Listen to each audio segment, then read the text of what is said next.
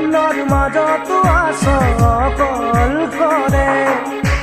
কোনো নাই তোৰ কাষতে আজি আপোন বুলিবলে জন অৰণ্যৰ মাজতো আছ অকল কৰে নাই